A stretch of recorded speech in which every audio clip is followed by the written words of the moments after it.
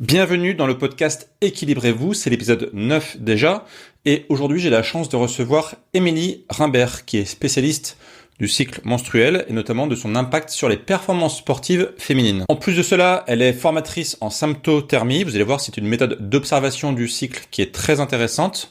On va en parler en détail dans ce podcast. Émilie est aussi une sportive accomplie puisqu'elle est triathlète longue distance. Elle s'est notamment qualifiée pour les championnats du monde d'Ironman et elle a publié un livre qui s'appelle Entraînez-vous comme une femme, pas comme un homme. C'est un guide novateur qui vise à transformer le cycle menstruel en un allié pour la performance sportive et le bien-être des femmes. Et ça aussi, on va en parler en détail dans ce podcast. Salut Émilie. Bonjour Wilfried et bonjour à toutes et à tous. C'est un grand plaisir pour moi de te rencontrer, de prendre du temps ensemble et je te remercie déjà pour le temps qu'on a pris en préparation de ce podcast hyper intéressant. J'ai hâte de commencer. Écoute, avec grand plaisir. Justement, donc je t'ai présenté très rapidement. Est-ce que tu peux te présenter avec tes propres mots? Donc, je m'appelle Émilie. Je suis effectivement formatrice en symptothermie. Ça fait partie de mes activités, mais plus globalement, je dirais que je suis coach du cycle féminin, c'est-à-dire que peu importe le besoin de la femme, peu importe son âge, ce qu'elle traverse, je pense aujourd'hui qu'il est intéressant et même primordial pour une femme de connaître son cycle, comment il fonctionne, et après, on peut s'en servir pour tout un tas de choses. Donc ça, c'est une de mes activités. À côté de ça, je suis art-thérapeute, donc je travaille avec un public majoritairement handicapé.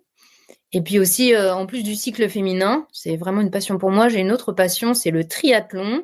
Et effectivement, je m'adonne à la longue distance. Et cette année, j'ai fait 2 Ironman où j'ai pu, en plus de la théorie et du livre, mettre en pratique dans mes entraînements, dans ma préparation, mais aussi les jours J, d'avoir cette expérience et de mettre en pratique le cycle féminin comme un paramètre de performance, mais aussi de bien-être et de compréhension de soi. Ok, super intéressant. Et justement, juste avant de commencer à parler de la partie cycle, juste sur ta partie activité physique et sportive, donc tu pratiques le triathlon. Est-ce que tu avais d'autres disciplines que tu pratiquais avant? Comment t'en es venu au triathlon? Ça s'est fait vraiment petit à petit. En fait, quand j'étais enfant, quand j'étais ado et très jeune adulte, du coup, moi, j'étais un peu une tête d'ampoule.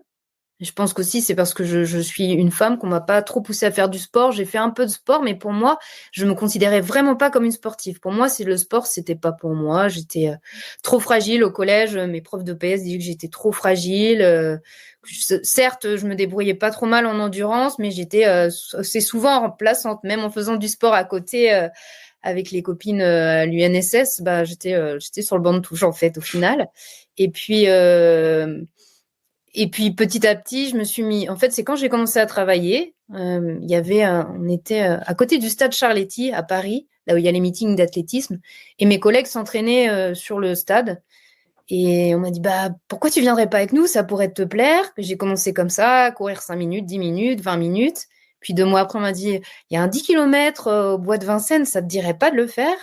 Et en fait, c'est marrant, mais je me rends compte qu'un peu pour tout mon parcours de sportive, il a fallu des petites suggestions pour, en fait, une petite aide pour me dire, en fait, si quelqu'un se dit que c'est possible, je peux y aller. J'avais vraiment en moi l'idée que j'en étais pas capable du tout, vraiment. Que j'étais vraiment, vraiment nulle. Et voilà, ça a commencé comme ça. J'ai voulu me remettre à nager. On m'a dit, en fait, il y a un club de triathlon, tu pourrais t'inscrire. Et je me suis prise au jeu. On m'a dit, tu pourrais faire ton premier triathlon. Et petit à petit, c'est venu comme ça. J'ai fait une petite pause dans mon parcours de triathlon pendant 2-3 ans où vraiment j'ai fait plutôt des sports d'escalade. Donc, que ça soit en salle, que ça soit... Parce que j'ai aussi déménagé en région Rhône-Alpes, donc ça s'y prêtait bien. Donc en salle et puis en extérieur, j'étais tous les week-ends au bord de la falaise et d'alpinisme aussi. J'ai fait une petite pause pour y revenir quand je me suis installée dans la région où je vis. Ok, passionnant. Et du coup, donc tu as écrit un livre, donc s'appelle Entraînez-vous comme une femme, pas comme un homme, publié en août 2024 aux éditions Thierry Soucard. Qu'est-ce qui t'a poussé à écrire ce livre en particulier? Est-ce qu'il y a un événement en particulier qui t'a déclenché l'envie d'écrire ce livre? Tu dis tiens, j'ai un message à faire passer. Et d'où vient ce message en fait? Oui. Au départ, quand c'est plus lié vraiment au côté cycle féminin. Quand j'ai ouvert cette boîte magique et j'ai découvert que le cycle féminin, effectivement, d'aller à sa rencontre, ça m'aidait dans ma fertilité, mais ça m'aidait aussi dans ma vie de tous les jours à comprendre mes variations émotionnelles, par exemple. Au début, je trouvais ça magnifique, je trouvais ça super pour moi. C'était pas une obsession, mais c'était un mode de vie. Et très rapidement, j'ai senti que ça coinçait, que ça générait un peu de frustration, beaucoup de colère. Et je me disais, mais comment ça se fait? Parce que je suis contente et je me sens assez libre. Et c'est en me disant, bah, comment ça se fait que ma mère m'a pas transmis ça? Comment ça se fait que je reprends, et j'ai bien en tête mes cours de biologie. On les a re-regardés avec ma sœur. Et je me dis, pourquoi, en fait, par exemple, la glaire cervicale, dont on va parler après, bah, en fait, j'ai l'impression que ça servait à rien. Ça a une importance de dingue, en fait. C'est vraiment l'élément central pour la fertilité. Je me dis, mais pourquoi j'ai pas découvert ça? Pourquoi on met en avant les contraceptions hormonales alors que en fait pour la santé c'est pas bon. Et rapidement je me suis dit bon, ok, ça génère en toi quelque chose, voilà, ça t'énerve, donc va te former déjà. Et moi comme je suis aussi graphiste, illustratrice, j'ai commencé par faire des petits strips BD en me disant bah ça sera plus facile de faire comprendre des choses en les dessinant. Et donc j'avais déjà ça en tête, je voulais écrire un livre sur le cycle, mais en me rendant compte qu'il y en avait déjà beaucoup qui existaient et qui sont très bien. Il y en a sur la symptothermie, il y en a aussi sur la découverte du cycle, sur l'alimentation. Je me dis, bon, il y a déjà tout, en fait, aujourd'hui, ça sert à rien de multiplier. Et puis encore une fois, c'est les gens autour de moi qui me disaient, mais ce savoir, en fait, tu le partages, t'aimes tellement ça, pourquoi t'écrirais pas? Donc je me dis, bon, ouais, il va falloir que je me lance un jour ou l'autre. Et puis quand j'ai vraiment mis l'accent sur le sport, parce que en fait, ce qui s'est passé dans ma réflexion, c'est que bon, oui, je formais des femmes autour de la fertilité, mais pour arriver à la symptothermie, moi, je vois vraiment un entonnoir. Il y a toutes les femmes en haut et la symptothermie, c'est vraiment un entonnoir très restreint. Il faut être vraiment soit dans un besoin de conception et de se confronter à une problématique de pas y arriver très simplement. Donc, se dire, bah, si j'allais à la découverte de mon cycle, ça serait plus simple. Ou alors d'avoir un besoin en contraception. Et là, pour arriver à la symptothermie, il faut vraiment avoir eu des grosses difficultés avec sa contraception. Et en plus de ça, faire vraiment un pas de côté et se dire, ouais, j'ai confiance, je veux y aller. Et ça demande beaucoup, beaucoup d'autonomisation, de curiosité, en fait, et d'aller chercher. Moi, j'aime bien dire des fois que pour découvrir la symptothermie, il a fallu que j'aille dans le dark web, en fait. Hein. Sinon, je serais jamais tombée dessus. Et donc, je me dis, c'est bien dommage d'en arriver là, d'arriver à te confronter soit à une problématique d'être depuis 6 mois, 1 an en train d'essayer d'avoir un bébé, de pas y arriver, ou soit d'en avoir vraiment galéré pendant des dizaines d'années avec ta contraception. Alors que c'est un savoir qui devrait se connaître, se transmettre et s'apprendre dès que ça intéresse la jeune fille. Donc, ça peut l'intéresser dès la puberté.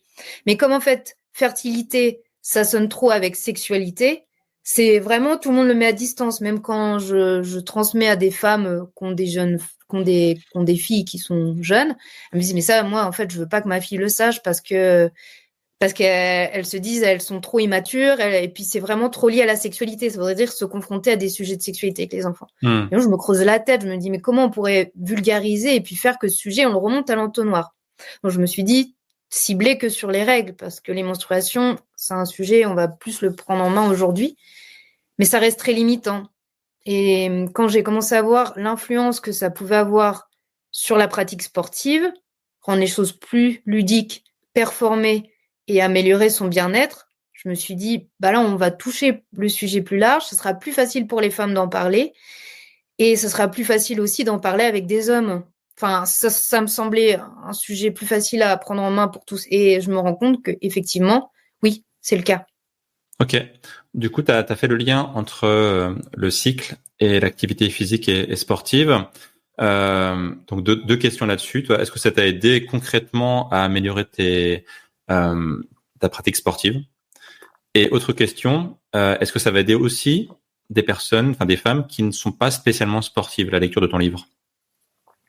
Oui, complètement. Parce que ce livre, il n'est pas adressé aux aux sportifs de haut niveau. Il est adressé à toutes les femmes, même plus large. Des hommes peuvent le lire. T'en es la preuve, et j'en connais quelques-uns autres qui l'ont lu. C'est vraiment...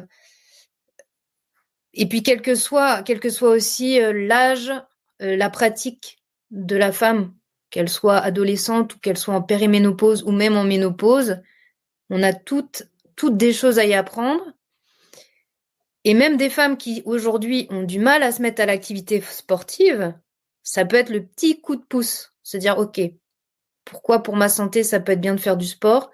Et comment, en fait, je savais pas comment démarrer, comment je peux me servir de mon cycle pour que ça soit l'élément déclencheur, le petit truc en plus. Et aussi de comprendre pourquoi j'arrive pas à me mettre concrètement au sport. Pourquoi qu'à chaque fois, j'essaye de m'y mettre. J'y vais 2 semaines, ça se passe bien, je suis contente. Et la 3e semaine, en fait, j'y arrive plus. Et en fait, j'arrive pas à m'accrocher parce que j'arrive pas à sortir de la boucle infernale. C'est mettre de la conscience sur ce qu'on vit. Ok. Donc, une femme qui va lire ton livre va lui permettre de mieux comprendre, en fait, son cycle menstruel, de mieux adapter, c'est peut-être ses actions du jour, son comportement, ses projets, peut-être, concrètement, vis-à-vis des différentes phases de son cycle. C'est ça. Ok. En fait, le livre, comment il est découpé, au départ, il y a une partie, il y a 2-3 chapitres qui sont, en fait, déjà un point de départ pour se dire, les femmes ne sommes pas comme les hommes. Aujourd'hui, on considère que dans plein de domaines, c'est la même chose, mais non. Physiquement, on est différent. On a un squelette qui est différent, on a des organes, une constitution d'organes différente, une constitution musculaire différente, etc., etc. Et on a un cycle. Et tout ça, mis bout à bout, fait qu'on a besoin d'une prise en charge particulière, que ça soit dans la prévention des blessures, mais que ça soit aussi dans la pratique sportive. Et ensuite, les chapitres d'après, les parties d'après, c'est à la découverte du cycle. Comment fonctionne mon cycle? Donc vraiment, on déroule un cycle en entier. Qu'est-ce qui se passe? Ensuite, pourquoi ce cycle n'a pas d'intérêt que dans la sphère gynécologique? Pourquoi ça a un intérêt sur la santé de manière générale? Et ensuite, pourquoi c'est une aide pour le sport? Donc d'un côté, pourquoi je peux m'en servir comme une aide pour être mieux dans ma pratique, pour performer et y trouver plus de bien-être, mais aussi si j'ai des dérèglements, comment je peux, grâce à l'observation du cycle, comprendre que j'ai des dérèglements, comprendre que j'ai un syndrome prémenstruel, comprendre que ma rétention d'eau qui me dérange, c'est lié à mon cycle, et me dire que c'est pas forcément irrémédiable. Ensuite, il y a comment on met tout ça en pratique. Et après, il y a une partie plutôt, aller plus loin. Donc, je comprends aujourd'hui comment fonctionnent mes cycles. J'identifie des problématiques qui m'empêchent de pratiquer correctement. Il y a des conseils de mise en pratique qui peuvent s'adresser aussi à des hommes sur l'hygiène de vie, sur l'alimentation, la prise en charge des blessures. Et une partie qui est beaucoup plus personnelle, comment préparer un objectif sportif en intégrant le cycle. Voilà, j'aimerais bien me mettre à la course à pied. Ok. Comment je planifie? Je prends une feuille, un papier, j'écris ce que je veux. Donc c'est une partie un petit peu plus prépa mentale en fait. Et puis comment j'utilise mon cycle comme levier, comme curseur d'un an, en gros 1 an avant jusqu'au jour J et après en fait. Ok, super intéressant. Juste avant d'ailleurs qu'on parle de la symptothermie en détail, juste une petite parenthèse sur la partie écriture du livre, parce que au moment où on enregistre ce podcast, toi ton livre est déjà sorti, et moi je sors un livre dans 3 mois là, chez le même éditeur, Thierry Soucard. Donc ça m'intéresse du coup d'avoir ton petit feedback sur comment s'est passée l'écriture de ton livre, combien de temps il t'a fallu pour l'écrire, est-ce que tu avais des recherches scientifiques sur ce sujet, est-ce que tu as des difficultés particulières dans la phase d'écriture? Tu peux nous en parler un petit peu? Oui, bien sûr. C'était une expérience vraiment unique et très enrichissante sur plein d'aspects, des aspects personnels autant que sur des aspects professionnels. Et puis c'est une aventure qui commence dès qu'on a l'idée, mais qui, tu vois, se prolonge sur les mois à venir. Parce que tu vois là, donc il est sorti en août et j'ai des événements de prévus jusqu'à septembre ou octobre de cette année. Oui. Donc, je me dis, c'est vraiment chouette de voir ce livre prendre aussi sa place petit à petit. Il n'était pas forcément attendu, donc il prend sa place et on le découvre petit à petit. L'écriture du livre, elle s'est faite dans un mouchoir de poche. Ok. Combien de temps? Elle s'est faite... j'ai commencé l'écriture pendant les vacances de Noël ou non, j'ai commencé un petit peu avant, au mois de novembre ou de décembre, j'ai commencé à écrire. Mais je m'y suis vraiment mise en janvier. Le manuscrit, je l'ai rendu en avril et le livre est parti en impression le lendemain une semaine après l'Ironman de Nice, donc D'accord. mi-juin. Ok. Et justement, tu as fait des recherches scientifiques. Comment tu as construit le livre en termes de data? Est-ce que tu t'es basé sur ton expérience personnelle? Tu as fait des interviews de femmes? As-tu fait des recherches scientifiques sur le sujet? Oui, j'ai conduit plusieurs fronts en même temps, parce que j'avais très très peu de temps. En fait, notre idée, c'était vraiment de capitaliser sur les JO 2024, puisqu'on était sur une parité et qu'on allait beaucoup parler du sport au féminin. Et dans l'idéal, on aurait aimé le sortir avant, mais c'était vraiment très très court. Mais bon, il a été bien accueilli aussi à la fin de l'été. Ça a permis aussi d'être sur le move de ces JO, cette belle énergie. Donc, j'ai fait des questionnaires quantitatifs pour avoir un peu de data, ouais, en quantité. J'ai fait des interviews aussi pour avoir des verbatims, des retours d'expérience en qualitatif. J'ai contacté tous les chercheurs, enfin pas tous, mais en tout cas en Suisse, en France, et puis un peu à l'étranger qui avaient travaillé sur le sujet pour les interviewer. Et puis aussi, ils m'ont communiqué beaucoup d'infos de recherche. J'avais des lectures. Dans les lectures, il y avait des biblios sur lesquels je pouvais m'appuyer. Et puis ouais, j'ai fait énormément de recherches aussi à côté. C'est beaucoup de temps, ça, la partie recherche Ouais. scientifique. Hein. Je peux aussi en témoigner. C'est un long travail, mais c'est passionnant parce qu'en fait, c'est un peu comme un fil. En fait, on tire sur une partie, puis tiens, il y a ça, il y a ça, il y a ça. Et en fait, après, c'est un spectre énorme en fait qui s'ouvre à nous, quoi. C'est fou en fait parce que moi, je sais que quand j'ai commencé à écrire le livre, pareil, j'ai commencé par pas mal éplucher la littérature scientifique, et puis en fait, c'est la littérature scientifique qui m'a presque donné en fait des idées de chapitres parce que j'avais pas forcément exploré certains sujets, quoi. Donc, comme tu dis, ouais, effectivement, c'est un vaste sujet, mais voilà. Oui, puis je te rejoins complètement. C'est une construction au fur et à mesure. C'est-à-dire qu'au départ, il te faut un plan, bien sûr, un sommaire. Et puis au fur et à mesure que tu creuses, en fait, tu remodifies ton sommaire. Tu dis, bah non, en fait, il faudrait le fil, ne pas le prendre de ce sens-là, mais de le prendre de ce sens-là. Et moi, je voulais vraiment que ce soit un ouvrage qui soit accessible à tout le monde, sans avoir de notion de sport, de cycle, d'entraînement. Que chacun puisse le prendre en main et comprendre ce qui est écrit, que ça soit pas justement de la lecture scientifique. Donc le travail de vulgarisation et de transformation de ce que tu as dans la tête, ça prend aussi beaucoup de temps. Tu dis que ça va...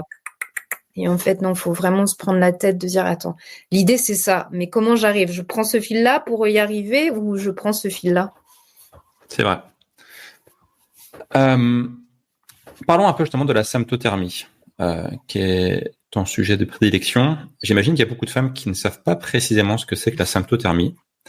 Est-ce que tu peux nous expliquer ce que c'est exactement et comment ça marche?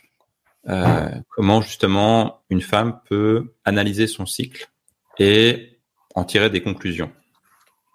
Ok. Alors, la symptothermie, c'est une méthode d'observation du cycle. Avant, je t'aurais dit que c'est une méthode de gestion de sa fertilité, ce qui est pas faux, mais mais ça ne s'arrête pas à ça pour moi. Donc la symptothermie, c'est vraiment l'étude des signes que va nous renvoyer le corps. J'aime bien parler de biomarqueurs. Il y en a qui parlent de symptômes. Quand tu lis symptômes, symptothermie, pour moi, symptôme, c'est un message d'alerte que le corps va renvoyer une problématique comme une inflammation. Alors que là, c'est les biomarqueurs qu'on va pouvoir analyser dans le corps. En fait, on a de plein de sortes, mais il y en a 3, et notamment 3 qui ont été vraiment hyper étudiés, où il y a des études, il y a des données, des datas qui font que c'est fiable, des chercheurs qui ont vraiment étudié tout ça. Donc, il s'agit d'un côté de la température, de l'étude de la température, et de l'autre côté de la glaire cervicale. Voilà, déjà concrètement, qu'est-ce que c'est, qu'est-ce qu'on va venir observer? Donc, les symptômes, ça va être la glaire cervicale, mais on peut aussi aller voir les variations du col de l'utérus. Symptothermie, thermie, la température. Pourquoi on va faire ça? Parce qu'en fait, les hormones qui nous drivent dans le corps vont avoir un impact sur notre température basale. Moi, j'aime bien parler, on va commencer à en parler, des 4, j'aime bien utiliser les 4 saisons pour faire un lien, une métaphore avec les 4 phases du cycle féminin. Donc l'hiver, les menstruations, ensuite le printemps, et l'été, ça va être toute la phase œstrogénique, où ça va être les œstrogènes qui vont être les hormones dominantes et qui vont préparer à l'ovulation. Et ensuite, une fois qu'on a ovulé, le corps il change de profil. L'hormone dominante, ça va être la progestérone. Là, j'aime bien parler de l'automne, on va être vraiment sur une énergie différente. Et en fait, notre température, elle va être relativement stable et basse pendant la période œstrogénique, donc printemps-été. Et une fois qu'on va voir ovuler, la température, elle va monter. Elle va être beaucoup plus haute et elle va rester haute jusqu'à l'arrivée de nos règles, le jour J ou le lendemain. Donc, en analysant rien que la température, tu peux déjà savoir. Donc, tu fais ça, tu traces, c'est pas, tu prends ta température comme ça, comme si tu avais de la fièvre. Mais l'idée, c'est de dessiner une courbe, donc de prendre un nombre de jours de ton cycle, où tu vas dire, bah là, tiens, j'ai tant de température basse, tiens, d'un seul coup, ça monte, ça reste haut, et c'est et vraiment, ça, où tu vas mesurer, tu vas calculer, te dire, bah, il y a bien, c'est 0,2 en fait, la température elle augmente de 0,2, donc tu vérifies que tu es bien à 0,2 au-dessus de cette ligne d'avant. Bon, à le décrire comme ça et surtout à l'écouter, ça a l'air peut-être un petit peu complexe, mais quand on est bien accompagné, puis quand on est bien accompagné et puis qu'on suit bien le principe, les règles à suivre, il n'y a pas de souci. Et donc ça signifie que quand la température est haute, eh bien on est infertile. Parce que oui, ça, je comprends que pour certaines femmes, c'est peut-être quelque chose, une idée reçue, enfin quelque chose qu'elles n'ont pas en tête, mais même moi, je ne savais pas qu'en fait, il y a des jours dans le cycle où tu es infertile. Moi, je pensais que j'étais fertile et que en fait, c'était un peu comme une roulette russe. En fait, je ne savais pas si j'étais fertile ou infertile de moment où j'ai eu mes premières règles jusqu'à la ménopause. C'était un peu, bah voilà, si je me protège pas, bah je peux tomber enceinte en fait. C'est au petit bonheur la chance. Alors que non, en fait, le corps il a un temps pour chaque chose. Il a un temps pour permettre la montée des spermatozoïdes vers l'ovulation parce que c'est le temps de l'ovulation et de la fécondation. Une fois que ça c'est fermé, ça demande beaucoup d'énergie. Bah, le corps il dit bon, ça c'est passé, on verra au prochain cycle. Maintenant, ma mission c'est de me mettre sur l'énergie de l'automne, de l'hormone progestative, de construire un nid qui peut-être sera habité par un embryon qui viendra se développer. Et donc là, le métabolisme augmente, la température augmente, et je vous jure que tous les cycles, quand on a ovulé, la température, elle augmente toujours d'au moins 0,2. Donc c'est quelque chose vraiment de fiable et si on suit bien le protocole, eh bien ça fonctionne à tous les coups. Donc ça c'est pour quand tu dis fiable, moi ça me fait penser justement à des amis qui avaient utilisé la méthode des températures comme méthode de contraception, on va dire, pour pouvoir être sûr, comme tu disais, qu'elle n'était pas fertile. Je pense que ça marche à partir du moment en fait où tu prends bien ta température aussi, quoi. Parce comme tu dis, c'est une petite variation de température, c'est pas plusieurs degrés, c'est quelques centièmes de degrés. Donc faut être sûr de pas avoir un petit peu de fièvre, faut être sûr de prendre toujours au même moment. Et ça demande quand même, je pense, une certaine rigueur en fait pour bien prendre sa température, quoi. C'est pas si simple que ça, quoi. Oui. En fait, c'est simple dans la mesure où tu es rigoureuse, effectivement. Et après, il faut se dire, c'est on est là, en fait, tu prends ta température, il faut au maximum pour que ça soit fiable, d'être dans le même Oups. dans le même contexte tous les jours. Donc c'est bien sûr c'est au réveil, c'est pas, tu vois, j'ai des clientes, je me rends compte qu'en fait elles se sont levées et elles sont allées s'asseoir dans leur salon pour prendre la température, alors que j'ai dit c'est le premier geste qu'on fait en se levant, et parce que on est vraiment, l'idée c'est d'avoir la température qui soit d'être dans un contexte identique chaque jour. Donc, quand tu te lèves le matin, tu es au plus près de ce que tu fais la même chose tous les matins. Et en plus de ça, ton corps, il s'est pas encore vraiment mis en marche. C'est-à-dire que dès que tu t'assois, dès que tu vas aller aux toilettes, par exemple, eh bien, ton métabolisme, il s'accélère parce qu'il faut que ton corps, il y a les muscles qui doivent s'activer aussi, tout bêtement, quoi. Ouais. Et au-delà de la température, est-ce que, parce que c'est le grand classique, on va dire, est-ce qu'il y a d'autres choses dans le corps de la femme qui se passent et qui varient avec les cycles? Oui. Le grand classique, en tant qu'homme, je dirais, ça pourrait être les émotions de la femme qui peuvent être variables aussi. Tu peux nous en parler un petit peu, mais est-ce qu'il y a aussi d'autres symptômes, même si le terme symptôme n'est pas du coup adéquat parce que c'est pas une maladie? Est-ce qu'il y a d'autres manifestations corporelles, psychées, qui se passent dans le corps de la femme, suivant les différentes phases du cycle? Oui. Alors déjà, pour terminer sur la symptomatique, en fait, il veut pas. Non, il veut pas. Il veut pas. Pour ceux qui nous écoutent et qui ne nous voient pas, c'est le livre qui n'arrête pas de dégringoler. Je pense qu'il veut que je le prenne, en main. Prends-le avec toi. Il veut être prêt de toi. Un message. Une anti-sèche. Non, avant de passer aux autres symptômes, aux autres biomarqueurs, autres changements qui peuvent s'opérer au cours d'un cycle, je voulais terminer sur la symptothermie. Parce que la symptothermie, tu en parlais sur la question de la fiabilité, ce n'est pas que la température. On va dire que, en fait, la symptothermie, c'est une méthode à double indice qui permet donc de venir se faire confronter les deux indices. C'est-à-dire que ta température elle va augmenter. Bon, déjà, tu la vérifies sur 3 jours. C'est très sérieux comme protocole. Ça a été inventé mis au point par les Allemands, donc cette bonne rigueur germanique. Et tu vas venir, tu te considères pas comme infertile tant que t'as pas validé aussi qu'au niveau de ta glaire cervicale, t'étais aussi passé dans un mode infertile. Donc dans symptothermie, les symptômes qu'on va venir observer, c'est la glaire cervicale et le col de l'utérus ou le col de l'utérus. C'est vraiment important de comprendre que c'est glaire et température, c'est pas glaire ou col ou que température. C'est vraiment une méthode d'indice combiné. Et donc, pour la glaire cervicale, comment on peut mesurer son niveau d'activité suivant les différentes phases du cycle? Alors, on va pas être sur une donnée quantitative comme la température, on va être sur une donnée qualitative. La glaire cervicale, donc déjà, on va expliquer ce que c'est la glaire cervicale. Parce qu'il y a peut-être certaines qui ne comprennent pas, qui ne savent pas ce que c'est. Oui, bien sûr. Il y a des femmes qui pensent que c'est au niveau des cervicales derrière la tête. Mais voilà, de toute façon, c'est des choses dont on parle pas, donc c'est normal. C'est comme les enfants, hein, quand on nous dit pas les choses, on s'invente, on essaye de trouver la vérité, tous. La glaire cervicale, c'est une sécrétion tout à fait naturelle, tout à fait propre, nécessaire et synonyme de bonne santé, qui est sécrétée au niveau du col de l'utérus. Donc tout en haut du vagin et même dans le col de l'utérus qui est en interne, pas à l'extérieur. Elle est sécrétée dans des petites cavités.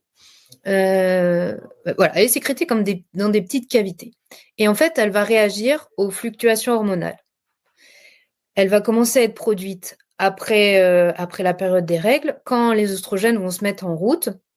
Au départ, elle va ressembler à du yaourt blanc, une crème de jour. Elle va être onctueuse, un petit peu liquide, blanchâtre. Et puis, au fur et à mesure que les oestrogènes vont être dans le corps, elle va être de plus en plus liquide, de plus en plus translucide. Ça peut s'apparenter à du blanc d'œuf cru. Pas du blanc d'œuf cuit, mais cru. Elle est filante, elle s'étire et elle est synonyme en fait qu'on est pleine d'œstrogènes, que l'ovulation est proche parce que le corps est prêt à libérer l'ovulation, que les follicules sont développés. Et elle est là aussi en fait tout simplement pour permettre aux spermatozoïdes de remonter tranquillement vers les cryptes, là où est sécrétée la glaire cervicale, et vont être là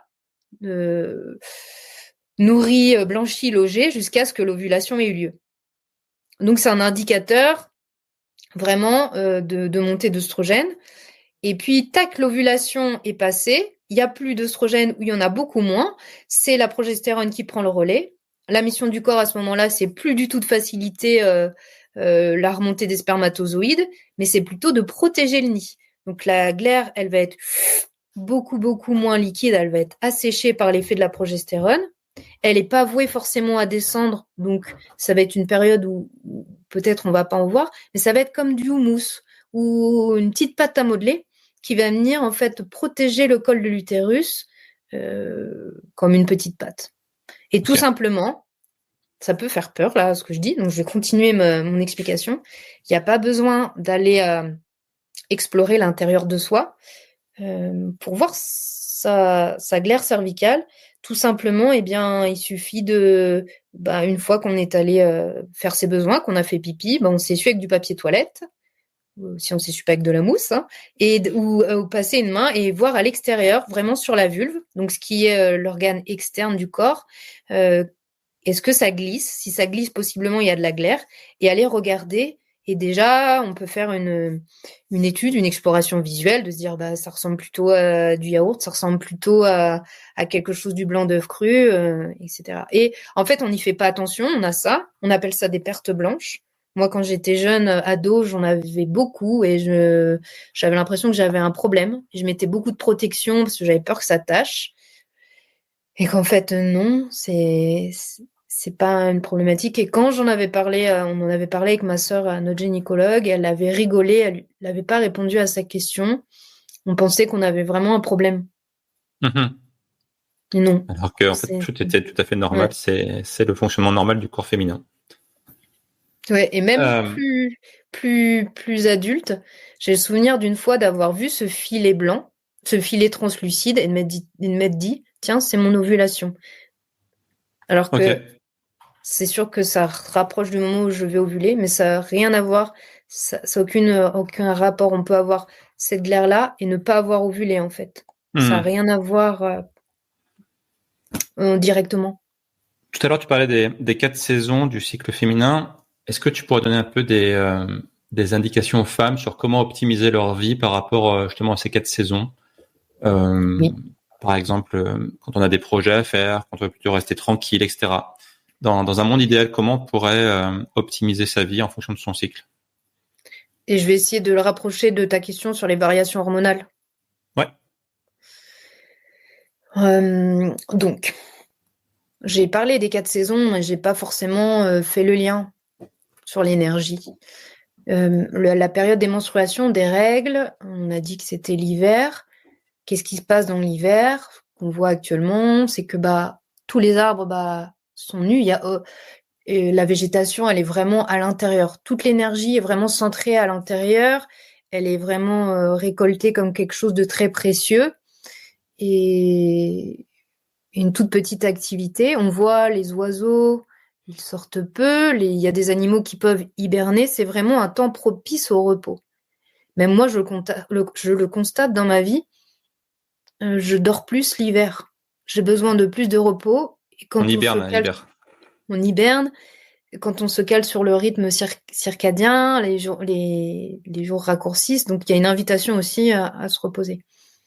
Et donc, il se passe beaucoup de choses à l'intérieur dans le corps de la femme. Il y a beaucoup d'énergie qui est déployée pour évacuer cette muqueuse utérine, ces règles. Ce sont des contractions. C'est pas comme un robinet. On a l'impression que c'est un robinet ouvert. On ouvre et puis ça tombe jusqu'à ce qu'il y en ait plus. Non, c'est vraiment des contractions. Donc ces contractions, elles doivent être dosées. On ne doit pas souffrir de ça. Souvent, on a l'impression, parce qu'on grandit et on évolue dans l'idée qu'avoir mal, c'est normal. Avoir mal pendant ses règles, c'est pas normal. Dans le meilleur des mondes, en principe, on ne devrait pas avoir des douleurs au-dessus. Si on prend une échelle de 1 à 10, au-dessus de 3, des contractions, quoi. Comme on peut avoir des contractions au mollet sans aller à la crampe. D'avoir des douleurs au-dessus de 3, c'est pas normal. C'est que, soit ça peut être, justement, ces contractions sont trop importantes parce que les prostaglandines qui vont être inflammatoires vont vont en fait envoyer trop de contractions. Il y a même des femmes pendant cette période-là qui vont avoir des diarrhées parce que justement les prostaglandines, elles vont envoyer des contractions sur toutes les parois. Là, je réponds déjà à une question, mais du coup pour l'énergie, voilà, toute cette énergie fait que le repos supplémentaire est le bienvenu. Et en fait, de cette période va découler tout le reste du cycle. Donc si on commence déjà sur les chapeaux de roue, si on est déjà à 1000%, eh bien, on va créer de la fatigue et on aura du mal à récupérer et avoir un cycle qui soit cool sur le reste. Donc plutôt une période où il faut en mode tranquille, quoi, chill, pour faire ça. Chill. Si on a envie, si on a besoin de faire un peu d'activité physique parce que on va libérer de la dopamine, d'autres hormones qui font du bien, la sérotonine, go, si on se sent d'y aller. Si on n'a pas envie, c'est ok aussi. Il faut surtout respecter son énergie. Si on sent qu'intuitivement on n'a pas envie, ça sert à rien d'y aller. Mais c'est ok, voilà, un effort physique peut faire du bien. Ça peut être d'aller courir. S'il n'y a pas de douleur, enfin, chacune expérimente et essaye de. L'idée, c'est que l'idée de ce livre aussi, c'est d'aller à la rencontre de soi, d'identifier comment on fonctionne et de mettre en place quelque chose qui soit sa propre règle, sa propre norme. C'est pas de se focaliser sur une grille. Pendant ces règles, tu fais ça, c'est obligatoirement du yoga. Pendant cette phase-là, c'est obligatoirement du renfo. Pendant cette phase-là, fais rien, ça sert à rien. L'idée, c'est que tu puisses faire du cycle tout au long de ton... Tu peux faire du sport tout au long de ton cycle, mais pourquoi pas adapter l'intensité, adapter le type d'effort, la longueur de l'effort, en fonction de tes capacités, d'aller un peu plus loin si tu as envie de progresser, d'être dans un effort adaptatif, de faire sortir un peu ton corps de sa zone de confort, mais que ça te respecte et que ça te couche pas pour les jours à venir. Okay. Et comme du coup, je reprends cette idée de vraiment l'hiver, il n'y a rien à l'extérieur, tout à l'intérieur. Une invitation au repli sur soi, mais je dis ça de manière positive. Et en fait, d'être plus replié sur soi, d'être plus dans une énergie tournée vers l'intérieur et moins vers l'extérieur. T'es plus sensible, donc plus intuitive aussi, plus alerte avec si tu fais attention. Effectivement, t'es plus émotive parce que s'il y a cette relâche des hormones qui peut créer un petit manque en fait. Mais normalement, si vraiment c'est de partir dans une dépression ou de pleurer, d'avoir des pleurs où tu comprends pas, c'est qu'il y a une problématique derrière. Il y a un dérèglement hormonal qui fait que ça te génère cette problématique hormonale, mais c'est un temps où c'est ok d'être moins dispo pour l'autre parce que ton énergie va être focus sur l'intérieur, mais tu vas être plus intuitive, mais tu vas être plus créative et tu vas pouvoir plus facilement prendre des décisions. D'accord. Donc ça, c'est pour la phase hivernale. Ensuite arrive donc la phase juste avant l'ovulation, on va dire le printemps. Le printemps, tu vois, c'est comme l'été, le printemps qui démarre, tu vois les petites fleurs qui sortent, les petites fleurs qui montent dans les arbres et qui sont là pour après pouvoir avoir le fruit. C'est la sève qui remonte dans les arbres, c'est comme les oestrogènes qui progressivement rentrent dans le corps de la femme. On voit que même au niveau du printemps jusqu'à l'été, on va plus vivre dehors. Il y a une invitation à aller vers le dehors. Donc la femme aussi une invitation à aller vers le dehors. Et ces oestrogènes, elles ont un impact aussi sur notre capacité à la rencontre de l'autre. Parce que d'un point de vue purement physiologique, fait que si on revient au tout début à quoi sert le cycle féminin, c'est quand même pour la reproduction. Merci, parce que je savais pas trop comment l'amener, mais donc en gros, en fait, ce que tu veux dire, c'est que dans la phase du printemps, la femme aura imaginons une femme célibataire pour être un peu au sens très très très basique, elle aurait plus envie de rencontrer des gens, de faire des rencontres en fait, parce que c'est le moment idéal justement, juste avant l'ovulation. Mais une femme qui est pas célibataire aussi, même si c'est inconscient, totalement inconscient, il y a des changements. Je parlais juste d'un point de vue physiologique, d'un point de vue reproduction. Oui. Après, effectivement, on peut dérouler pour une femme qui n'est pas célibataire. Du coup, ça va être une énergie qui va augmenter progressivement. Mais effectivement, voilà, là, je parlais d'un point de vue reproductif, on va dire. Quoi. Oui, mais même oui. Inconsciemment, une femme qui est pas célibataire, elle va avoir cette capacité à plaire, comme j'aime bien parler du pont qui fait la roue, parce que même physiquement, il y a des changements qui s'opèrent. Les œstrogènes, vraiment, là, on parle des émotions, ça se limite pas à la sphère gynécologique, l'impact que ça va avoir sur notre corps. Et c'est pour ça que c'est important en sport, c'est que il y a des capteurs de ces hormones sur toutes nos cellules. Et les œstrogènes, elles vont tout modifier dans notre corps. Elles vont modifier comme elles vont modifier la glaire cervicale, elles ont une capacité à modifier aussi la salive ou la sueur. Si tu observes au microscope, ça fait comme des petites fougères, ça cristallise sous les œstrogènes. C'est complètement dingue. Vous tapez sur Internet études de la glaire ou de la sueur d'une femme. On voit vraiment bien les images, c'est très joli d'ailleurs. Et sur notre peau, sur l'élasticité de notre peau, parce que les œstrogènes fonctionnent avec le collagène. Donc notre peau, elle va être moins grasse, plus brillante dans le bon sens du terme, les cheveux plus brillants à l'approche de l'ovulation. Et même si c'est pas dans un but de faire des rencontres, on va être plus à l'aise. Par exemple, on va faire un repas entre copines ou avec la famille, on va être plus à l'aise de parler, de raconter une anecdote, alors que d'autres moments, on va plutôt être dans son coin. Et professionnellement, c'est hyper intéressant. Une auto-entrepreneuse influenceuse, elle aura plus intérêt à caler ses réels, ses visios, quand elle est sous œstrogène. Enfin, quand c'est les sous œstrogènes, ça fait un peu. Parce que du coup, elle aura plus d'énergie, plus de facilité à communiquer, à interconnecter avec les autres, etc. Ouais, et puis c'est plus facile. Par exemple, quelqu'un qui fait du théâtre, on prend plus facilement sa place dans le monde, que ça soit dans la façon de nous orienter dans l'espace, de nous présenter, de nous poser. Je pense souvent à un tournesol qui se tourne vers le soleil. On va rayonner, on va chercher le soleil et on va être beaucoup plus à l'aise dans plein de domaines qui sont de la relation. Et en fait, on est moins dans l'intuition, on est moins dans la réflexion, on est plus dans l'action. Moi, j'aime bien appeler énergie féminine l'énergie de l'intérieur, énergie masculine l'énergie de l'extérieur.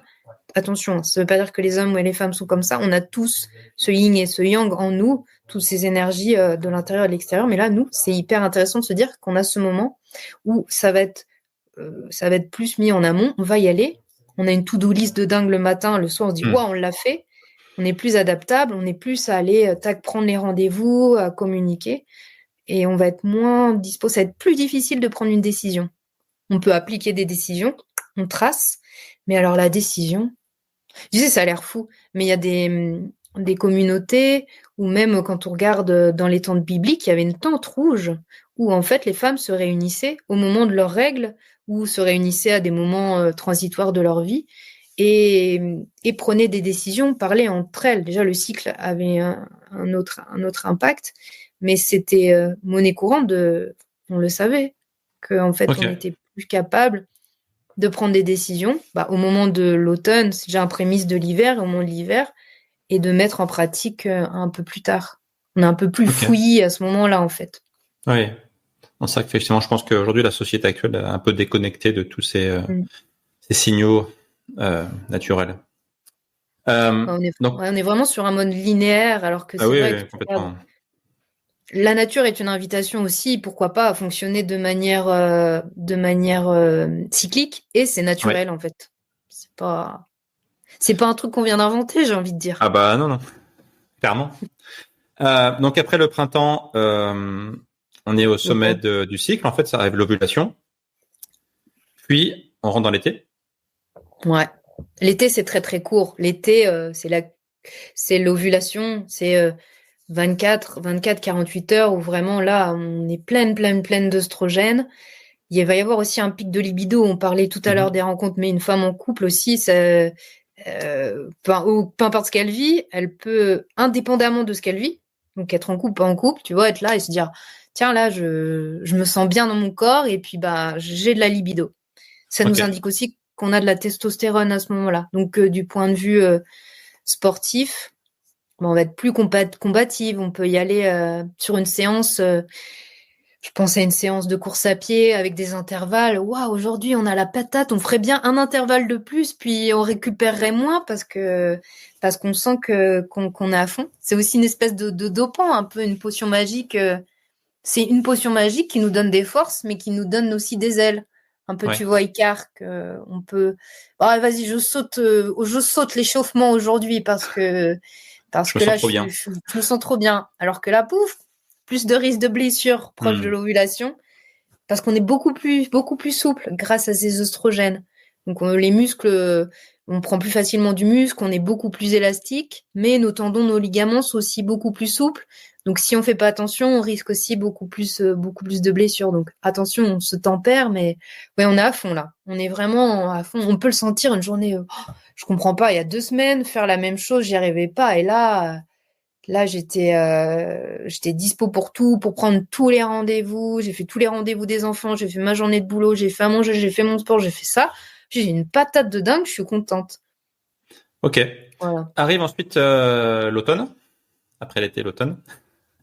L'automne, Qu'est-ce qui se passe en termes d'énergie là? bah c'est vraiment une invitation à une énergie cool. La progestérone, c'est l'hormone de la relaxation. Euh, elle, donc, elle peut être mise à mal dans le cas de stress chronique, de vie très stressante, où du coup, bah, même si on produit la progestérone, on va avoir du mal à la fixer. Mais là, fou, c'est bien de redescendre en fait. On va avoir des facilités d'endormissement aussi en cette phase-là. On va être, voilà, c'est un début de repli sur soi parce que l'automne, c'est une préparation à l'hiver en fait. Et dans le corps, ce qui se passe, c'est que le follicule qui a permis la libération de l'ovule se recycle, devient un corps jaune, et c'est ce corps jaune qui va sécréter la progestérone. Et moi, je me dis, c'est dingue, c'est comme, bah, tu vois, les feuilles sur les arbres tombent au sol pour le protéger, et puis pour créer un humus qui puisse ensuite resservir à autre chose. Pour le prochain cycle. Pour le prochain cycle. Donc, Ouais. c'est exactement ça. C'est une capitalisation pour le prochain cycle et une invitation au retour sur soi et qu'il se passe beaucoup de choses. On est en préparation d'un projet, même si ce projet, il va pas à terme parce que c'est ça, en fait. Chaque cycle, faut avoir en tête. Moi, genre, quand j'ai compris ça, je me suis dit, ah, d'accord, je comprends mieux plein de choses. C'est comme si on était déjà un peu enceinte. La progestérone, c'est l'hormone dominante de la grossesse. Progestérone, pour gestérone, gestation. Donc c'est l'hormone pour la gestation, c'est l'hormone pour la grossesse. Le corps, il est déjà en préparation dans ce projet. Donc on est vraiment sur une énergie féminine, ouais, du projet, de la réflexion, de la création. Si on est artiste, bah c'est super chouette de se dire bah tiens, je me fais une peinture, je me fais une œuvre. Il y a d'ailleurs, j'ai lu il y a pas longtemps, c'était super chouette. Louane, la chanteuse, qui disait qu'elle écrivait ses disques qu'en fin de période progestative. C'est là où elle sentait qu'elle était, elle aussi, elle est quand même beaucoup dans le down, donc Ouais. au niveau émotionnel, c'était pas l'énergie de l'été et du printemps, l'énergie gay, mais on est beaucoup plus créative. Ok. On Alors, c'est peut une prendre bonne des transition décisions. d'ailleurs. C'est une bonne transition parce qu'effectivement, alors Louane, elle peut effectivement adapter son métier par rapport à son cycle. Toutes les femmes ne le peuvent pas forcément. Toutes les sportives ne peuvent pas non plus demander que le jour de la compétition, ce soit le jour de l'ovulation. Ce serait bien, mais c'est pas possible. Du coup, comment une femme pourrait adapter ses projets, ses cycles de vie par rapport justement à son cycle en fait, sachant qu'elle ne peut pas toujours choisir en fait. Par exemple, voilà, il y a des décisions importantes à prendre, mais c'est pas le moment idéal du cycle pour ça. Euh, Est-ce que tu as des petits trucs et astuces du coup pour essayer de mieux gérer ça en fait, la dissonance qu'il peut y avoir entre le moment du cycle et ce que la vie nous envoie? Alors, Vaste question, hein. déjà, ouais, c'est une vaste question. Là, tu vois, je suis partie dans plein de projets différents. J'étais en train de penser à quelqu'un qui a une décision importante à prendre, quelqu'un voilà, qui est dans un but sportif. Si on se reconnecte déjà à ces cycles et qu'on apprend à les décrypter et à mettre en route des choses comme ça, le jour où on a une décision importante à prendre, ça nous donne déjà des pistes parce qu'on se connaît mieux. Hmm. Tu vois, déjà psychologiquement, on se connaît mieux. pour ce qui est d'une échéance sportive, moi au début je pensais que en fait c'était vraiment cool que si ça tombait pendant la phase du printemps et de l'été, il y a des femmes qui vont faire leur meilleure perf le premier ou le deuxième jour de leur cycle, tu vois. Je discutais avec une la semaine dernière et elle me disait ouais je veux absolument que ce soit le premier parce que le deuxième je suis vraiment au fond du trou mais le premier c'est super pour moi. Ok. Il y en a d'autres c'est plutôt le 5e jour et puis je pensais que la période progestative c'est une période où tu vois tu pouvais pas performer. Moi j'ai fait des courses pendant cette période-là et en fait je pense qu'il faut tout voir sur chaque partie le verre à moitié plein. Effectivement, je vais moins prendre facilement du muscle. Effectivement, ma fréquence cardiaque va être plus haute, mais je le sais. Mais je suis beaucoup plus intuitif, connecté à mes besoins. Je suis sur une façon de recruter. Mon métabolisme est différent. Il brûle plus de calories. En fait, je suis beaucoup plus dans les réflexes. Je vais être beaucoup plus en vigilance, beaucoup moins de chances de me blesser. Tu vois, selon l'objectif, tu peux tu peux y prendre du bien. Après, tu vois, effectivement, si juste avant tes règles ou pendant tes règles, t'es vraiment super mal et que ton objectif il tombe ce jour-là, mais en fait, si ton objectif, bon, s'il est demain, bah, je suis désolée, on va pas pouvoir faire grand-chose pour toi, mais s'il est dans 3-4 mois, t'as 3-4 cycles pour expérimenter, tester des choses. Il y a beaucoup de choses dans l'hygiène de vie qui peuvent aider à gérer les douleurs de règles. Si c'est avant les règles, bah, tu as aussi de l'alimentation, le froid, tu vois, la cohérence cardiaque, des exercices de respiration. Il y a des choses, franchement, qui fonctionnent très bien. Et rien qu'en fait, moi, je le vois, mais sur plein de sujets autour du cycle, dès lors où une femme s'intéresse à son cycle, qu'elle dit, ah, c'est trop dingue, qu'elle commence à regarder sa glaire, qu'elle commence à regarder sa température. On n'a pas évoqué les autres, mais qu'elle commence à regarder comment est son transit, comment est son appétit, comment est sa libido. Tu vois, genre, je distille un peu. Est-ce qu'il y a d'autres choses? Est-ce qu'elle fait de la rétention d'eau? Il y a plein de signes.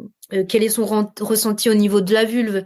Est-ce elle se sent comme si elle allait avoir ses règles alors qu'elle est proche de l'ovulation, ou est-ce qu'elle se sent sèche?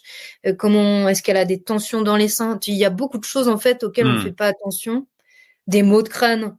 Et on se dit, bah, en fait, ça revient, mais en fait, comme tu fais pas gaffe, tu peux pas faire le lien avec ton cycle. Et donc, rien que d'aller voir et de dire, ah ouais, non, mais c'est fou, ça revient. Ben, moi, j'ai vu des femmes vraiment qui avaient des cycles qui étaient pas en bonne santé. Juste le fait de s'intéresser à ça, forcément, tu dis, bah, tiens, telle ou telle chose, ça a un impact, ça fait monter ma température. Tiens, hier, j'ai bu 3 verres de vin. Tiens, j'ai pris un Doliprane. Ah bah tiens, je vois plus ma glaire parce que j'ai pris un Doliprane et en fait, ça a des effets cascades. Tu vois ce que je veux dire? Ou j'ai mangé n'importe quoi. Mais il y a des femmes, intuitivement, elles me le disent. Elles me disent non, mais ouais, c'est vrai que quand j'avais fait une pause de gluten, et ben en fait, effectivement, j'avais plus de douleur de cycle. Mais tu vois, c'est juste d'en parler, ça remet. Et rien que ça peut avoir des effets de fou. Franchement, c'est pas pour faire genre ces solutions miracles, mais c'est vrai. Je l'ai constaté vraiment dans mes suivis et puis sur moi. Donc et je pense qu'au déjà, final, déjà les femmes connaissent bien leur cycle et savent à quelle phase elles sont. Ce qui peut sembler bête, je pense, mais toutes les femmes sont pas forcément aussi connectées que toi ou que les femmes qui se sont formées à la symptothermie. C'est pour ça que moi j'ai des amis qui utilisent des applications, par exemple, où elles peuvent suivre leur cycle, etc., par rapport à différentes informations. Ça fait des petits rappels, du coup. Je trouve que c'est pas mal parce que ça permet effectivement, comme tu dis, ouais, il y a la température, il y a les glaires, etc. Mais pour les femmes qui veulent juste peut-être être en mode chill, on regarde sur une application et on sait où on en est. Je trouve ça pas mal en fait. Donc déjà savoir premièrement où on en est dans le cycle, c'est aussi bête que ça. Oui. Et alors là, j'ai une petite, comment dire, petite mise en garde par rapport à ça. On va dire qu'il y a 2 types d'applications. Il y a les applications qui seraient des méthodes d'observation du cycle, donc qui ressembleraient à la symptothermie, c'est-à-dire qu'elles s'appuient sur les signes que va renvoyer le corps de la femme. Donc ça va être, par exemple, elle va renseigner, qu'est-ce qu'elle peut renseigner, sa glaire. Franchement, ça a l'air un peu ragoûtant, mais c'est un indice hyper simple, ou ça peut être son appétit, ou ça peut être sa forme. Et donc, au fur et à mesure, bah, l'appli peut proposer des conseils. Et d'un autre côté, tu as les applications prédictives. Alors j'ai en tête Flow, Clou, c'est sûrement ce que fait Garmin. Et ça, en fait, c'est une problématique parce que ce sont des applications qui sont basées sur un calendrier tout fait et qui peuvent nous faire penser à la méthode Ogino, qui est la méthode du calendrier, et qui se base sur le fait que la femme a forcément un cycle de 28 jours et une ovulation au 14e jour, ce qui est Alors que archi faux. 28, c'est une moyenne. Les femmes qui ovulent au 14e jour, c'est 27%. Il y a énormément de femmes qui ovulent 13, 15, 17, 18, 20, parce que l'ovulation, on n'est pas des machines. L'ovulation, elle se fait parce que le corps est disponible pour ça. Et ton appli, elle le sait pas si demain ton corps, il est dispo pour ça. C'est vrai, En fait, et toi-même, tu le sais pas parce que demain, tu vas peut-être... en fait, l'ovulation, elle se fait si tu es dispo pour ça, si t'es pas stressé, si t'es pas malade, si demain, bah, tu as une angine, une grippe, eh bien, ton corps, il se dit, là, toute la fonction reproductive n'est pas prioritaire, on se met en mode survie, on verra demain si on le fait ou pas. Et on Mais peut ça, avoir des cycles l'appli, elle anovulatoires. sait pas, elle. Non, l'appli, elle sait pas. Et c'est pour ça que Ouais. c'est bien, c'est super. Moi, j'utilise et je conseille certaines applis, même pour la symptothermie. Il y a une appli française qui s'appelle Moonly et qui est très bien, mais tu vas venir renseigner et tu vas venir interpréter. Ou si tu interprètes ou si c'est l'interprétation par l'algorithme, il faut être vigilante parce que, par exemple, tu parlais tout à l'heure de la fiabilité de la température. Oui, si tu es malade, ta température, elle augmente. Et effectivement, il faut pas la prendre en compte. Ton appli, elle va pas le savoir, hein, que tu as Et oui. été malade, que tu as eu un mal de gorge. Donc, il faut que ça soit quelque chose de conscient, quelque chose où tu as la main dessus. Et c'est chouette, les applis. Moi, je suis pour et tout, mais il faut que tu gardes la main dessus. Et ces applis prédictives, elles sont super si c'est pour adapter tes émotions, si c'est pour adapter ton mode de vie, parce qu'un jour près, tu le sens aussi intuitivement. Mais si c'est pour un mode de fertilité, bah, ça fonctionne pas. Ouais. Disons que pour les femmes qui sont réglées comme des horloges, ça peut être un bon début. Après, pour des femmes, voilà, qui vivent des up and down régulièrement, comme tu dis, voilà, qui ont des variations dans leur cycle qui sont assez conséquents, c'est pas la meilleure solution, hein, clairement. Non. Non, mais voilà. Après, il y a vraiment des applis qui fonctionnent sur les signes de la femme et qui vont s'adapter au fait que bah elles ont des cycles qu'on peut considérer variants, quoi. Ouais. Revenons sur la partie sportive. Donc, ton livre s'appelle Entraînez-vous comme une femme, pas comme un homme. C'est intéressant. Pourquoi, selon toi, justement, le sport féminin a été si longtemps calqué sur les modèles masculins? Et depuis quand, d'ailleurs, enfin, est-ce que tu sens qu'aujourd'hui, il y a des changements dans la façon dont on entraîne les femmes et la façon dont on entraîne les hommes? C'est encore un sujet très compliqué. Alors, déjà pourquoi on entraîne des femmes comme les hommes? J'ai plusieurs hypothèses de réponse à t'apporter, enfin à discuter, mais déjà, pour ce qui est de l'entraînement, les entraînements généralement s'appuient sur des recherches. Et quand tu regardes le monde de la recherche, tu vois le sport, mais si tu regardes la santé, si tu regardes la sécurité, si tu regardes plein d'autres domaines, énormément d'études ne reposent que sur les hommes. On va exclure les femmes des recherches. Tu sais pourquoi? Bah, je te pose la question, à ton avis, pourquoi? De tout ce qu'on parle depuis le début. Parce que c'est peut-être plus simple de mesurer, d'entraîner un homme, peut-être que de gérer une femme avec justement les variations du cycle.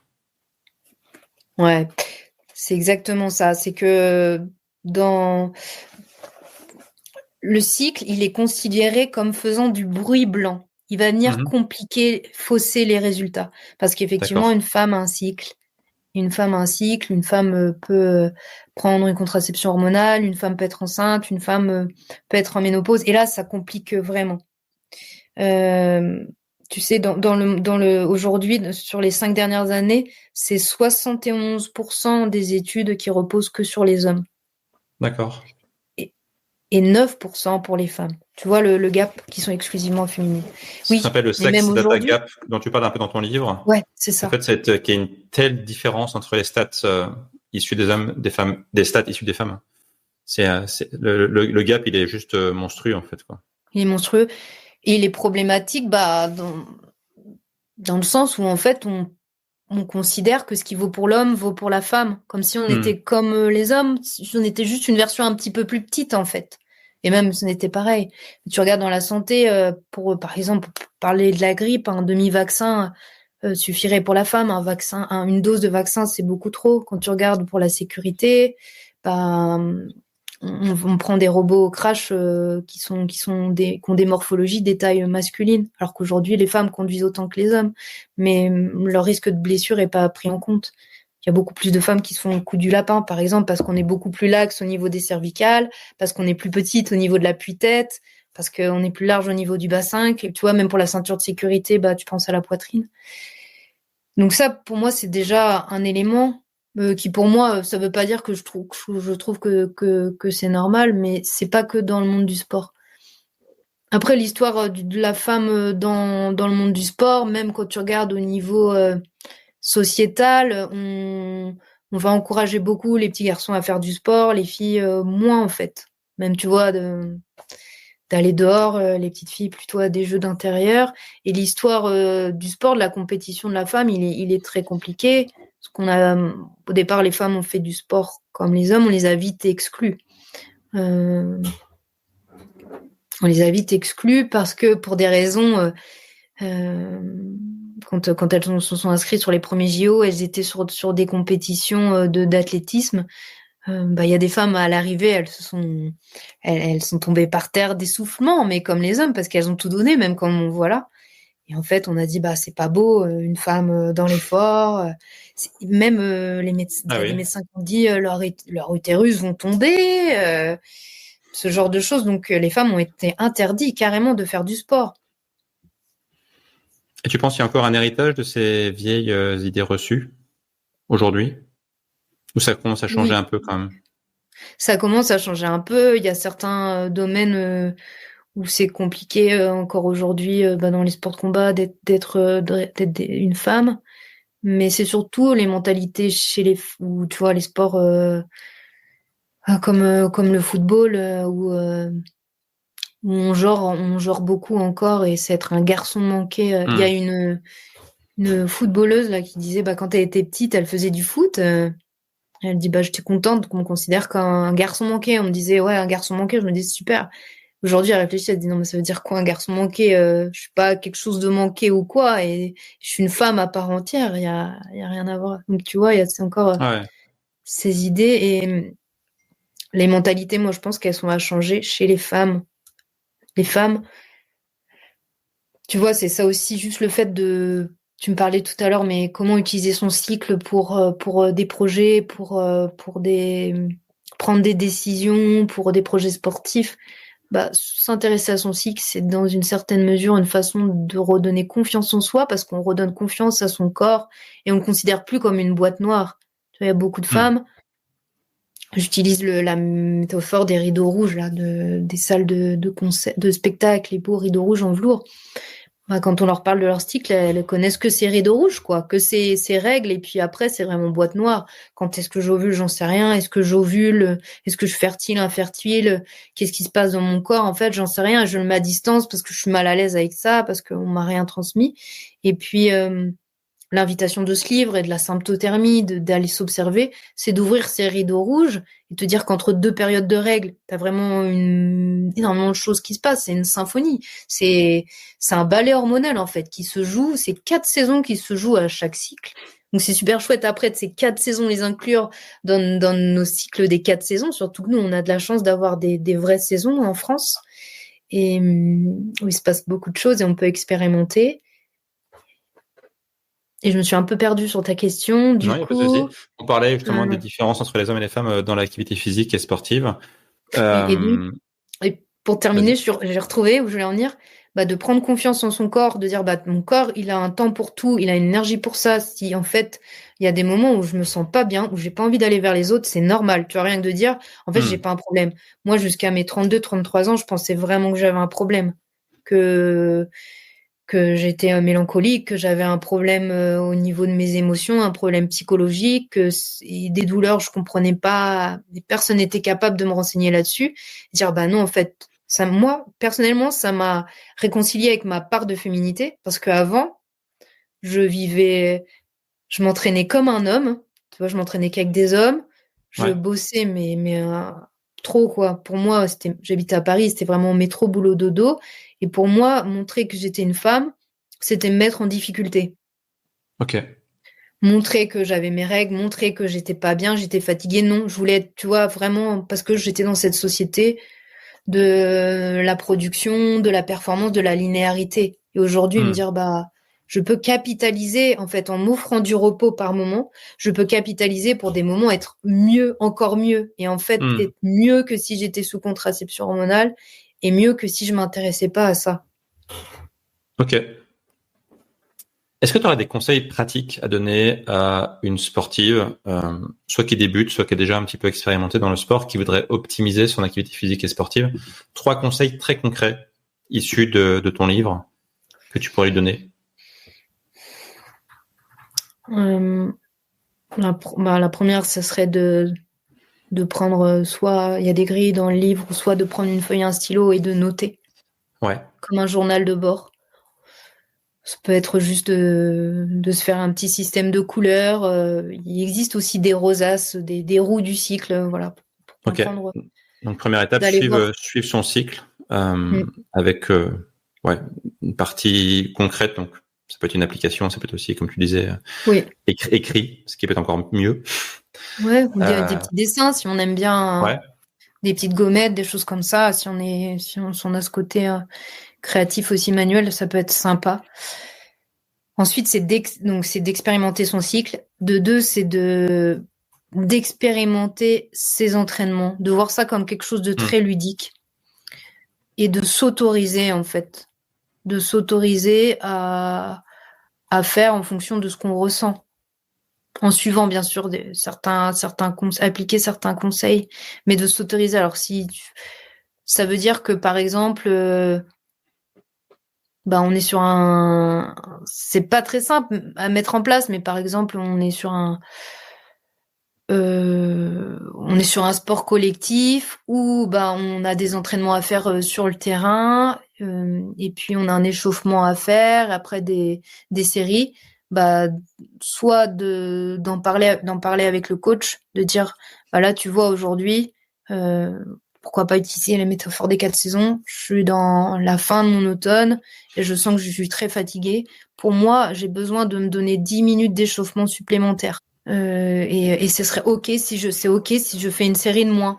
Parce que ton entraînement, il n'est pas basé sur une physiologie de femme, il n'est pas basé sur mon Ouais. cycle. Alors du coup, depuis que ton livre est sorti, est-ce que tu as eu des retours de la part de femmes qui l'ont lu et qui ont appliqué justement tous les conseils qu'il y a à l'intérieur, avec des retours positifs, des choses qui se sont passées dans leur vie?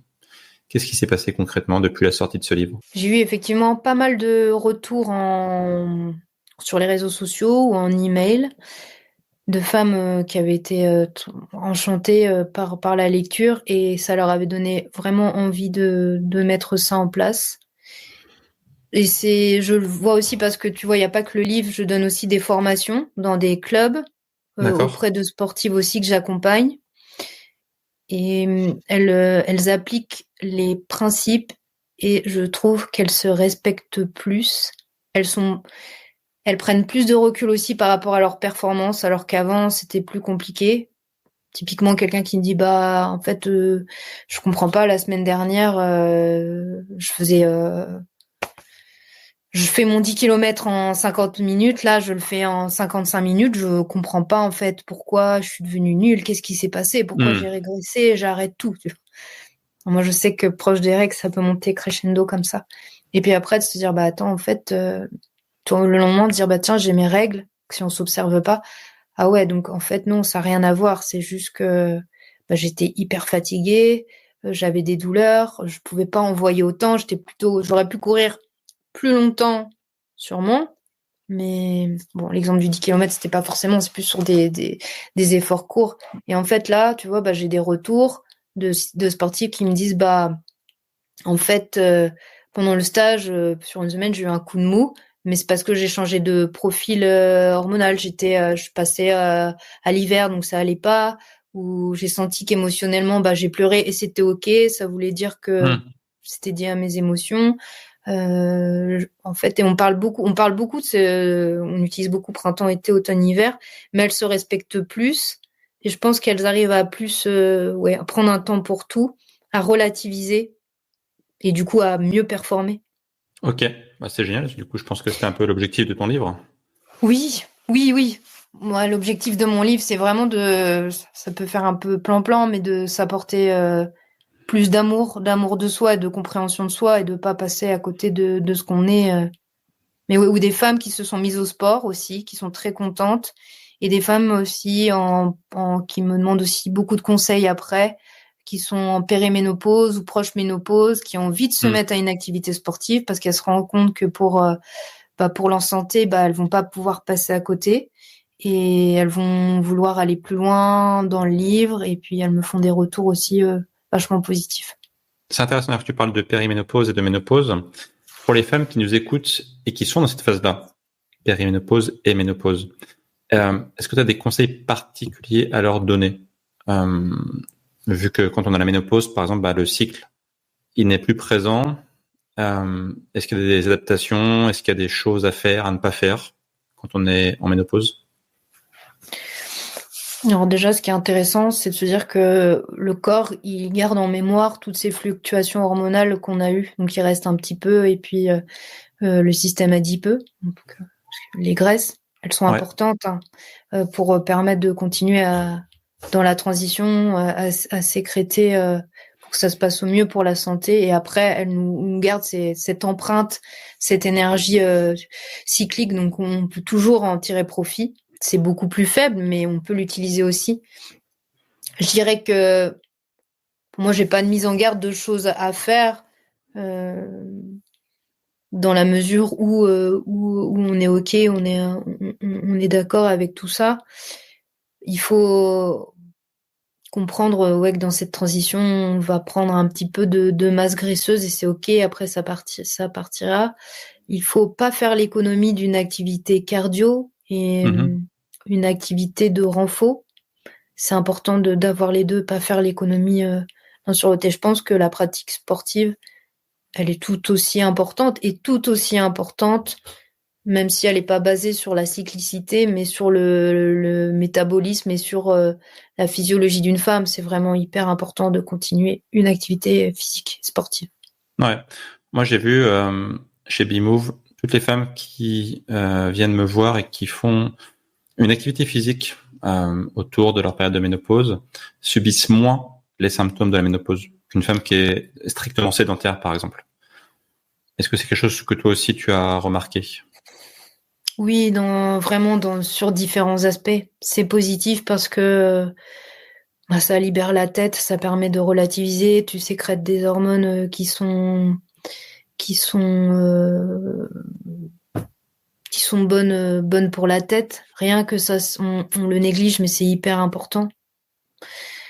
Pour la santé mentale aussi parce que forcément ça permet de drainer tout ce qu'il faut sortir, parce que ça permet de renforcer le système cardiovasculaire, parce que aussi le système osseux et tout ça ça fonctionne avec tout symptôme, parce que les symptômes sont là parce que le corps il sait pas quoi en faire, comment faire de tout ça.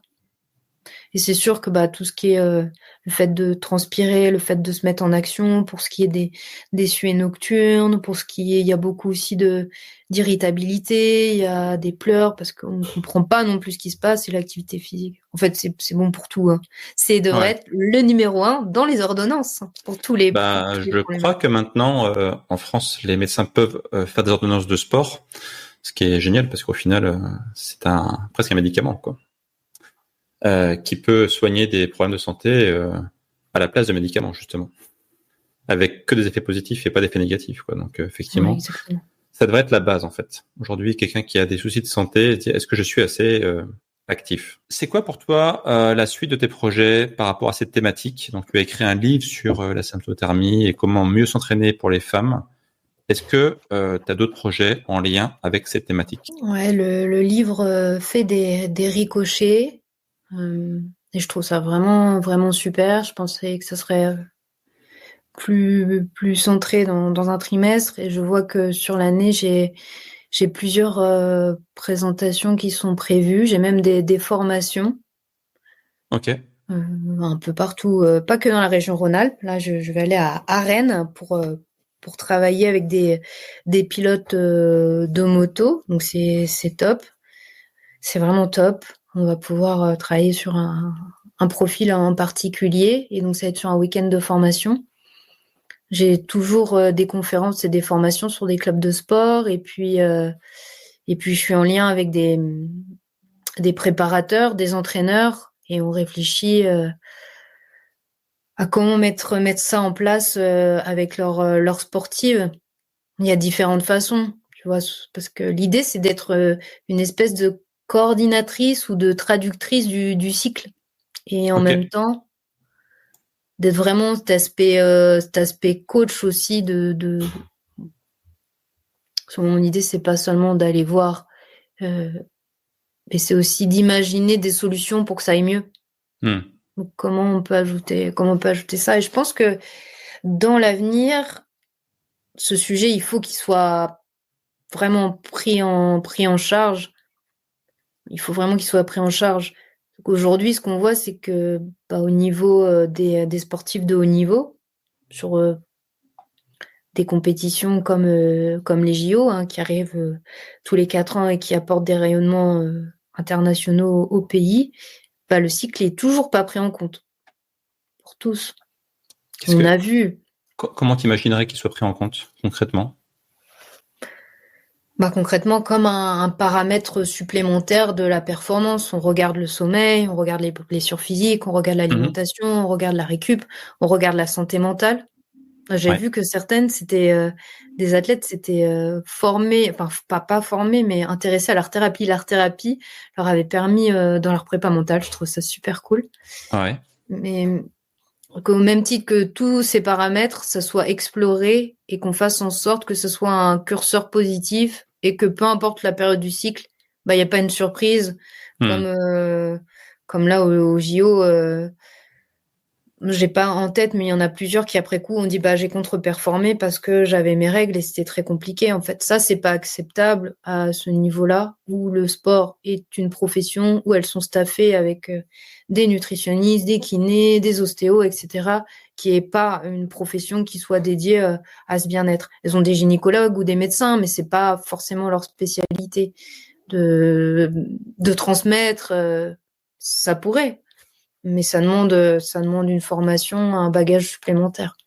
Ok. Et toi, justement, tu te verrais pas devenir, justement, enfin, c'est un peu ce que tu fais peut-être aujourd'hui, justement, coach pour aider les femmes sportives à mieux gérer leur cycle, à mieux gérer leur préparation physique en adaptant leur préparation à leur cycle. Si, c'est mon rêve pour les prochaines années, dans l'avancement, de trouver cette place-là. Ce serait plus une de coordinatrice. Alors pour certaines qui ont un staff, c'est sûr que ça fait partie du staff en plus, et Mhm. ça a toute sa place à indiquer. Mais quand tu travailles avec des coachs, comment tu mets ça en place? Donc ce système, tu vois, avec les 4 saisons, il fonctionne bien parce qu'il faut un lien. Souvent, les coachs, les entraîneurs ont moins de difficultés à parler des règles ou du cycle, parce qu'ils mettent ça un peu à distance. Mais Mhm. pour une femme, parler de son intimité, c'est plus complexe. C'est vrai. Ok, Émilie, on arrive à la fin de ce podcast. Juste une dernière question. Toi, à titre sportif, c'est quoi ton plus grand défi à venir? Est-ce que tu as des projets de compétition, de course hors du commun qui t'attendent? Pour l'instant, je surfe sur mes belles expériences de 2024. C'est une année qui a Ouais, été vraiment hyper riche, et c'était intéressant au niveau de mon cycle de voir sur les compétitions comment j'arrivais à gérer, et aussi de voir comment mon corps récupérait. Et ouais, parce que je l'ai poussé vraiment loin de faire 2 Ironman, on n'est plus dans le sport santé, donc c'est c'était clair. intéressant sur 2 aspects, de voir comment j'arrivais à utiliser mon cycle comme paramètre de performance, comme je disais tout à l'heure, mais aussi comme moyen de contrôler que j'étais pas en train de rentrer dans un déficit calorique ou de problème. Tout de suite, mon cycle m'a dit là tu t'entraînes trop, là tu t'entraînes pas bien, là tu manques de telle ou telle chose. Donc j'ai eu tout de suite, ce qui est intéressant, c'est que tu vois au jour le jour, au cycle, que là il y a quelque chose qui va pas, donc à remanger plus de glucides, à plus aller chercher de magnésium, tu vois, de regarder là où je voyais à quel moment du cycle il y avait un dérèglement, de regarder. J'ai eu la chance de mettre en pratique toute la théorie en fait. Voilà, tu as appliqué tes propres conseils. C'est ça, c'est tout à fait ça. Et donc oui, t'as pas pour l'instant pas de défi sportif à venir. Tu capitalises sur ton expérience passée pour un peu digérer tout ça et tu verras ce que l'avenir te réserve. Si, bien sûr, j'ai déjà des défis. Quand on est sportif, en général, c'est rare qu'on dise non, j'ai rien de prévu. C'est pour ça que je te taquine un peu là-dessus parce que j'ai voulu vraiment. Pour moi, c'était hyper important. J'en parle aussi dans le livre, c'est de capitaliser là-dessus, de me rendre compte de ce que j'avais fait, que c'était pas rien et de pas passer directement à quelque chose d'autre. Alors on fait comme on a envie, ça peut être un dessin, ça peut être d'écrire pour garder une trace, ça peut être d'acheter la photo de la course, ça peut être plein de trucs, mais de vraiment profiter de ces moments, et on le fait pas assez, de pas passer tout de suite à autre chose parce qu'on est on peut être un peu dans cet effet d'après-course où on se prépare depuis 8 mois, c'est fait, on a le down d'après. Et comment on peut faire pour que justement on soit pas dans le down, mais qu'on reste le plus longtemps sur cette bonne énergie. Donc ça, j'ai essayé de le faire au maximum et de me laisser vraiment le temps de dire à tout le monde, me disait alors t'as quoi, j'ai dit attends. Et donc ouais, j'ai un objectif à court terme, c'est c'est cet été. Donc je vais faire quelques courses de vélo, et cet été, j'ai en fait un défi, un challenge de triathlon sur 3 jours. D'accord. Un petit format le vendredi, le lendemain un long format, un triathlon XXL, et le surlendemain un autre format, c'est le Vercors-Man qui est à côté de chez moi. D'accord. Voilà. Je connais pas, mais ça a l'air assez intense comme ça, dit comme ça. C'est intense et c'est très beau. C'est un très très beau parcours vélo qui est très exigeant mais qui est vraiment magnifique. C'est pas pour vendre ma région, mais c'est vraiment super. Et d'autres triathlons aussi dans la saison. Et l'idée, ça serait de refaire, donc dans 2 ans, de refaire un format Ironman, l'Halsman, que j'aimerais faire. J'ai réfléchi, je me dis que j'attendrai l'année prochaine pour le refaire, qui est à côté d'Annecy, qui me dit bien. Donc, c'est pas fini les triathlons extrêmes. Mais je vais, cette année, c'est vrai, le livre plus les Ironman, il y a plein de choses que j'ai mis de côté. Ma famille, mes amis, des projets autres. Donc, je prends aussi du temps pour ça, ce que je me suis rendu compte. C'est un des apprentissages de l'écriture de ce livre, que c'est hyper important. C'est précieux. Très bien, Émilie. Du coup, on mettra dans la description de ce podcast, de la vidéo associée, tes liens vers les réseaux sociaux, le livre « Entraînez-vous comme une femme et pas comme un homme ». On mettra le lien pour que les gens puissent découvrir ce livre très intéressant qui va aider, j'en suis sûr, des millions de femmes si elles décident de bien passer à l'action, de bien s'écouter, de bien mieux se comprendre aussi, c'est important. C'est un peu le sujet de ce podcast. Est-ce que tu as un mot de la fin, Émilie, à transmettre pour clôturer ce podcast? Alors, un mot de la fin pour rester sur cette énergie. Déjà, te remercier beaucoup et remercier les auditrices et auditeurs qui nous ont écoutés jusqu'au bout. Et d'être bienveillant envers soi-même et de s'explorer, d'expérimenter. Pour que ça soit le domaine, c'est hyper important de tester par soi-même. Très bien, Émilie. Écoute, merci beaucoup de ta disponibilité et d'avoir été présente pour ce podcast. On te souhaite le meilleur pour la suite et peut-être à bientôt, qui le sait, pour un prochain podcast pour nous raconter plein de nouvelles choses sur le cycle, sur le sport, sur la vie. On ne sait pas ce que nous réserve l'avenir. Bonne continuation à toi et à bientôt. À bientôt, avec grand plaisir.